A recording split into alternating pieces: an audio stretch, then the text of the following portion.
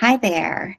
There is a lot of sometimes fierce disagreements about what is the best trauma treatment tool or modality for complex trauma, for trauma in general. And um, today, I thought it might be fun for me to tell you a little bit about my background and my training and how things have kind of shifted with that. My own journey, I started out and I was very fortunate to be one of the very first cohorts of people trained in trauma-focused CBT. I was connected with Duke, who was at that point doing the evidence-based research for it and got trained very, very early in it. Went on to train other people in it, and this was all well before the certification process. And so that's kind of where I started. And for those of you unfamiliar with TF-CBT, it's a really great model. It teaches you progressive exposure. It teaches you the importance of bringing in caretakers. It's a good model to work for kids. It's creative. It had a lot of fun with it, a lot of good success with it. But at the end of the day, I started realizing that it was really good for simple, trainings. I mean, simple trauma. And there was just something that kept getting missed. People were having things come back. And it just felt like something was missing. So I went on and tried out some brain spotting, some somatic experiencing, some as a client, some as some introductory trainings. That never really jived all that great. I saw the benefits of them, but just didn't feel like it was the thing for me. Got introduced to EMDR and was interested. So I signed up for an EMDR training, got in it, and I did that for years. In the midst of that, I started ISSTD masterclass on dissociation, which was super helpful. I talked about that piece of learning about it.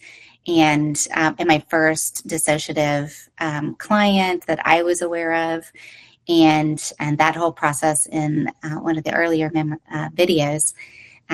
Eventually, I went on to get certified in EMDR, became a consultant, but clearly I've doubled down in EMDR. My entire team, everybody's trained in EMDR eventually, at least when they get into the practice, if they're not already.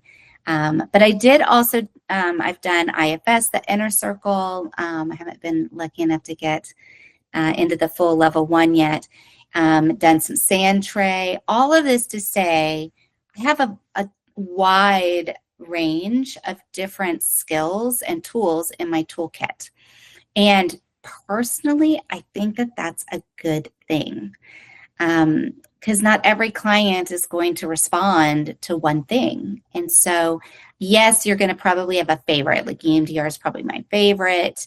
And that's okay. You're going to double down, go really deep with one or two different modalities. But the reality is that most people that work with trauma have a significant, like several different ways.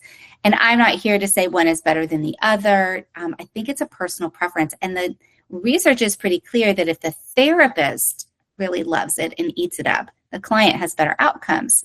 So I guess my shtick is not a specific type. It's that you do need at least one trauma-specific tool in your toolkit to work with clients. And the training is really important, but practice and being able to put it into practice, that learning and being able to translate it into the session is really important. And that is where my trainings come in. I have a workshop that I'm working on that I can't wait to introduce for you guys. So there's more to come on that. But I think that it's really important, if you haven't already, to maybe think about, okay, what is some of the trauma-specific trainings that I would want to take? And I know that they're big, they're overwhelming, but they are so worth it. So if you're not trained already, then my takeaway for this week would be, see if you can create a plan for yourself this year to get it done. Do you need to put away a certain amount of money every month so that you've got a big chunk of it ready to go to pay for one of these expensive trainings? Is it the time that's an issue?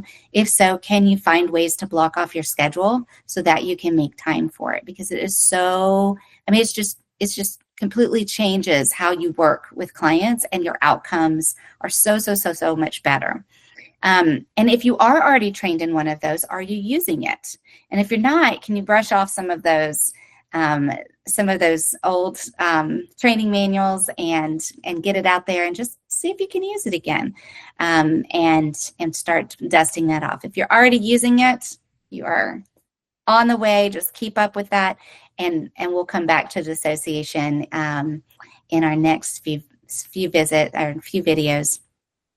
If you're already using it, great. You're already 5 steps ahead. So keep using it and starting to think about how that helps you with your clients in order to help their traumas heal. Thanks so much.